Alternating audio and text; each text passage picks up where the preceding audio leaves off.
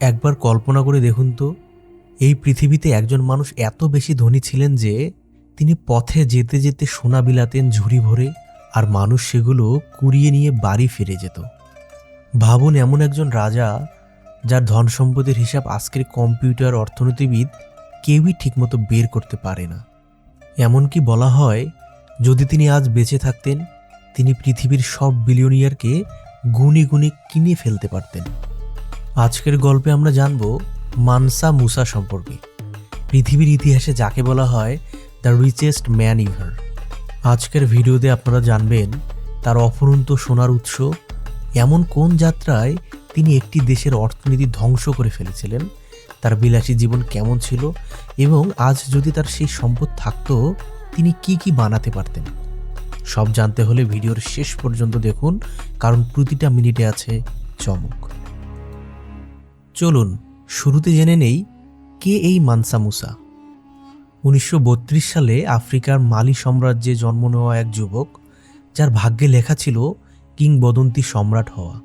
রাজ পরিবারে জন্ম, শিক্ষিত, বুদ্ধিমান, ধর্মপরায়ণ, কিন্তু তার ধন সম্পদের আসল রহস্য লুকিয়েছিল মালির মাটির নিচে।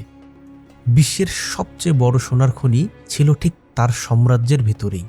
আপনি হয়তো ভাবছেন, সোনা তো অনেক রাজাই পেত, তাহলে মুসা এত আলাদা কেন? উত্তর একটাই, তিনি নিয়ন্ত্রণ করতেন বিশ্বের প্রায় অর্ধেক সোনা। এখন প্রশ্ন হলো, এত সোনা আসতো কোথা থেকে? মালির 3টি বিশাল স্বর্ণখনি থেকে তখন পৃথিবীর মোট সোনার প্রায় 50% বের হতো। এটা শুধু সম্পদ ছিল না, এটা ছিল ক্ষমতা, নিরাপত্তা, বাণিজ্য, সব কিছুর উৎস। রাজদরবারে ছিল সোনার দেয়াল, সোনার আসন, সোনার অলংকার, এমনকি কথিত আছে রাজার পথে হাঁটার সময় মানুষ মাটিতে পড়ে থাকা সোনা কুড়িয়ে নিত। 1324 সালে মুসা রওনা দিলেন হজে। এটি ছিল পৃথিবীর ইতিহাসের সবচেয়ে বিলাসবহুল হজ যাত্রা। তার সঙ্গে ছিল 60,000 সৈন্য, 12,000 দাস, 80টি উট, প্রতিটি বহন করত প্রায় 135 কেজি করে সোনা, আর ছিল সোনায় মোড়া পোশাক ও গহনা। তিনি পথে পথে এত সোনা দান করতেন যে মিশরের অর্থনীতি ভেঙে পড়ে, সোনার দাম পড়ে যায়, বাজারের বিশৃঙ্খলা শুরু হয়, এবং ইতিহাস বলে মিশর প্রায় 10 বছরেও সেই ক্ষতি পুষিয়ে উঠতে পারেনি। একজন মানুষের দানের কারণে এত বড় অর্থনৈতিক বিপর্যয়, ইতিহাসে এর আর কোনো উদাহরণ নেই। মুসার প্রাসাদ ছিল রাজ্য জুড়ে আলোচনার বিষয়। সোনার দরজা, বিশাল বাগান, ঝর্ণা আর অলংকারে মোড়া কক্ষ। তিনি শুধু ধনী ছিলেন না, তিনি ছিলেন জ্ঞানপ্রেমী। তিনি টিম্বাকটু শহরকে বানিয়েছিলেন আফ্রিকার সবচেয়ে বড় শিক্ষা ও জ্ঞান কেন্দ্র। সেখানে তৈরি করেছিলেন বিশ্ববিদ্যালয়, লাইব্রেরি, হাজার হাজার দুর্লভ বই, যা তখন ইউরোপের বহু শহরের চেয়েও উন্নত ছিল।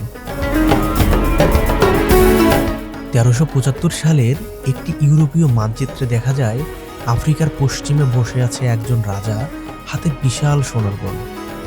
মানচিত্রের পাশে লেখা ছিল the richest king of all kings. এটাই ইতিহাসের মানসা মুসার প্রথম ছবি। বিশ্ব তখন তাকে চিনেছিল সোনার রাজা হিসেবে। মানসা মুসা আসলে কত ধনী ছিলেন? অনেক গবেষকের মতে আজকের হিসাবে তার সম্পদের মূল্য হতো প্রায় $400 বিলিয়ন। কেউ বলেন $700 বিলিয়ন, কেউ কেউ বলেন এই সংখ্যা আরও বেশি। অর্থনীতিবিদদের ভাষায় হিজ ওয়েলথ ওয়াজ বিয়ন্ড ক্যালকুলেশন, অর্থাৎ হিসাব করাই অসম্ভব। 1337 সালে মানসা মুসা মারা যান। তার পরের শাসকরা সেই বিশাল সাম্রাজ্য ধরে রাখতে পারেননি। সোনার খনি লুট হয়, শহরগুলো দুর্বল হয়ে পড়ে, টিম্বাকটুর সেই সোনালী জ্ঞান ভাণ্ডার, হাজার বছরের বই, ইতিহাস এক এক করে হারিয়ে যেতে শুরু করে।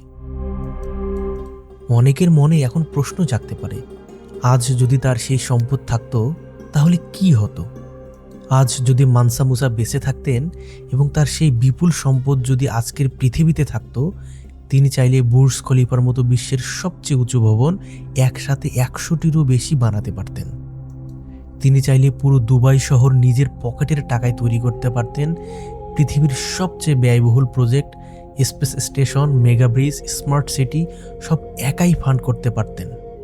আফ্রিকার প্রতিটি দেশে আধুনিক হাসপাতাল, স্কুল, বিশ্ববিদ্যালয় বানিয়ে দিতে পারতেন। তিনি চাইলে Elon Musk, Jeff Bezos, Bill Gates সব বিলিয়নিয়ারকে একসাথে কিনে ফেললেও তার টাকা শেষ হতো না। এক কথায় বিশ্ব অর্থনীতিতে তার কথাই হতো শেষ কথা। মালি সাম্রাজ্যের সেই সোনালী কিংবদন্তি মানসা মুসা, যার ধন সম্পদ, উদারতা আর প্রভাব আজও পৃথিবীকে বিস্মিত করে। এটাই ছিল ইতিহাসের সবচেয়ে ধনী মানুষের গল্প। পরের গল্পে আবার দেখা হবে। যদি ভিডিওটি ভালো লেগে থাকে তাহলে লাইক, কমেন্ট, শেয়ার এবং সাবস্ক্রাইব করতে ভুলবেন না।